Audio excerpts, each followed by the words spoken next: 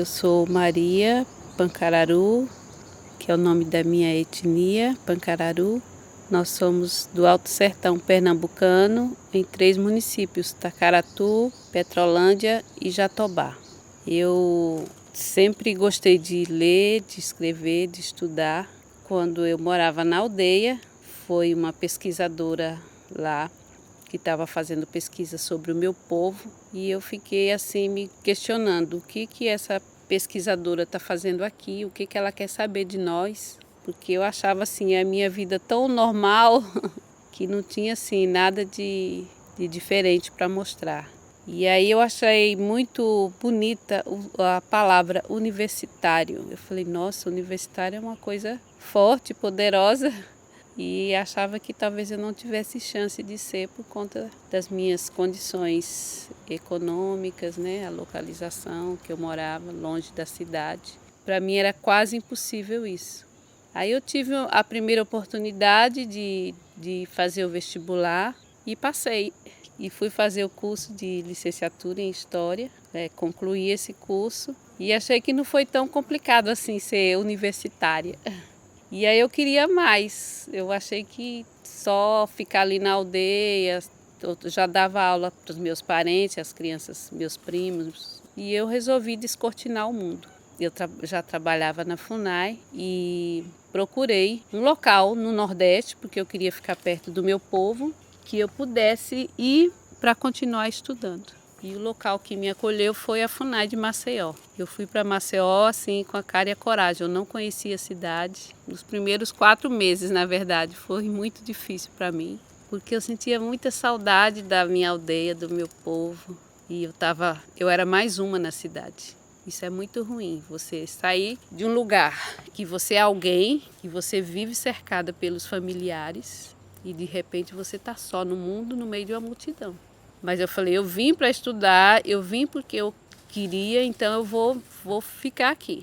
Mas eu me lembro que eu chorava todo dia e me segurava para não voltar, porque se eu voltasse para a aldeia, aí pronto, não saía mais de lá.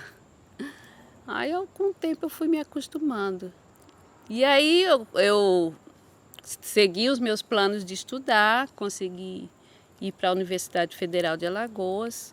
Como eu já era professora e trabalhava com a educação, resolvi fazer o curso de pedagogia, que eu acho que tinha a ver com o que eu estava fazendo e gostava. Quando eu estava quase terminando o curso, eu conheci uma professora que é de Águas Belas, a Januacelli. É linguista, era professora da universidade e trabalhava com os funiô de Águas Belas. Ela estudou a língua IAT. E aí ela disse, por que você não faz um mestrado na área de linguística? Aí eu topei, né? Era um grande desafio para mim, que eu estava saindo da área de educação para ir para a linguística. Como o meu povo não tem mais uma língua indígena, eu resolvi falar sobre variação linguística na fala do meu povo, tentando observar os aspectos que poderiam marcar a identidade na fala. Bom, assim que eu terminei o mestrado, eu já entrei no doutorado. Aí dessa vez eu decidi fazer a descrição de uma língua indígena brasileira que tivesse ameaçada de extinção, porque para mim seria uma forma de eu colaborar para a manutenção dessa língua viva. Então a língua Ofaé, na verdade Ofaé, é uma língua que não tinha escrita. Quando eu cheguei lá só tinha acho que 15 falantes. E aí eu com uma das indígenas, a Marilda, a gente organizou uma cartilha, eu sugeri uma escrita para a língua e um dicionário que a gente nunca acabou, não deu tempo. Mas é uma língua plena que tem tudo que outras línguas têm dentro do que a gente considera o que é uma língua. E eu ainda estou aqui na torcida, tenho vontade de ir lá de novo, ajudá-los de algum modo, mas eu com esses limites de não dar para andar, eu não fui ainda. Mas eu ainda tenho fé que essa língua tem aí uma reversão e continue viva. Eu acho que as pessoas acabam sempre subestimando quem é do interior, ou quem vem de fora, ou principalmente os mais acanhados ou mais tímidos. E muita gente, minhas colegas, ficavam espantadas porque não sabia que eu sabia muita coisa. E teve assim situações um pouco ruinzinhas assim em termos de preconceito, não diretamente a minha pessoa, mas alguns professores falando mal dos indígenas, né? Colocando todos aqueles estereótipos bem preconceituosos, e eu me senti bastante atingida porque era comigo, né? Não diretamente, mas estava falando mal do meu povo, da minha condição de ser. Então, eu fico pensando o quanto as pessoas muitas vezes se calam e se escondem por conta dessa violência, porque é uma violência muito forte mesmo contra os povos indígenas, né? Olha, teve duas situações. Uma foi quando eu fazia o cursinho para fazer o vestibular, né? Aí a professora de biologia estava dando aula sobre ambiente e ela se reportou uma carta de um índio norte-americano que é muito conhecida. É uma carta linda, maravilhosa. E a professora mencionou a carta como modelo, mas ao mesmo tempo ela dizia: olha como esse abestalhado escreve. Aquilo foi me inchando de raiva, de indignação, né? Aí eu me levantei assim, muito tímida, né? Numa sala enorme com um monte de gente. Eu me levantei e disse: professora, a senhora está sendo desrespeitosa comigo. Aí ela se espantou. Eu falei: eu sou indígena. Não somos abestalhados, como a senhora diz. Mas assim, ninguém se manifesta a favor da gente. Mas eu notei que a professora ficou muito encabulada e tratou de mudar o assunto rapidinho. Ela não me pediu desculpa, mas eu vi que ela ficou sem graça. E a outra vez já foi na UFAL, eu estava fazendo mestrado e o professor do curso, ele é de uma cidade, de Palmeira dos Índios, e Palmeira dos Índios vive o conflito de terra, né? E aí ele falou que os índios de lá, os Chucuru-Cariri, são todos bêbados, as mulheres são todas prostitutas, que ninguém valia nada.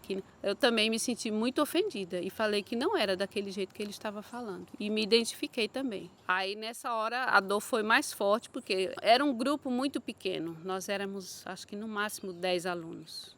Mas ninguém falou nada, sabe, a meu favor. Não falou contra, mas também eu não senti apoio. Eu senti muita frieza e distanciamento das pessoas. E aquilo me abalou profundamente. Eu fiquei muito tempo assim, com muita raiva, e fiquei muito mal mesmo durante um bom tempo. Em outras situações eu acho que eu já estou um pouco mais madura e tento tirar de letras e ter mais argumento. E eu acho que tem que falar mesmo. As pessoas, eu acho que fazem questão de não nos conhecer ou não aceitar o que é diferente, né? Mas eu acho que um dos meus papéis nesse mundo é ensinar as pessoas a respeitar as outras, a respeitar as diferenças. Que elas estão aí, que a gente existe e ninguém quer ser melhor ou pior do que ninguém. A gente quer que sejam aceitas nossas diferenças e que todo mundo nos respeite. Para a gente respeitar também a todos. Os índios estão muito assim, na mídia, nós somos muito estereotipados.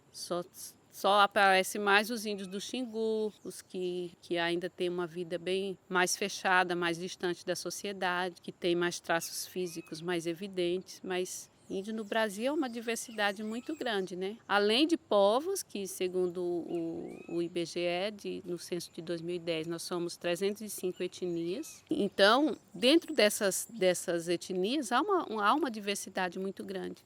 Nós, os índios do Nordeste, fomos os primeiros a serem contactados, né? Então sofremos os primeiros massacres. E o contato não é só a questão dos indígenas, mas qualquer sociedade humana em contato com outra, vai haver transformação, vai haver mudança dos dois lados. Então nós perdemos algumas características e mantemos outras. O que a gente pode manter, a gente está mantendo. No caso particular do meu povo, a gente perdeu a língua indígena, porque nos foi imposto o português, né, a nós e a muitos povos aqui do Brasil. Mas a gente mantém os rituais, né, mantém muitas histórias, mantém uma memória bem viva e a valorização muito grande por parte do meu povo. Lá na minha aldeia, as crianças já desde cedo começam a aprender espontaneamente, né?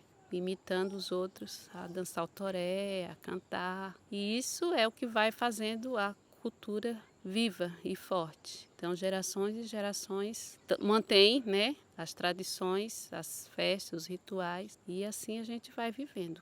E a nossa vontade é o que a gente tem vivo manter com toda a força, com todo vigor. Porque é na alegria, na tristeza, no nascimento, na morte, a gente acredita nos encantados e chama por eles. E quando a gente chama, quando você confia, tem fé e acredita, eles vêm. Então eles também estão aqui.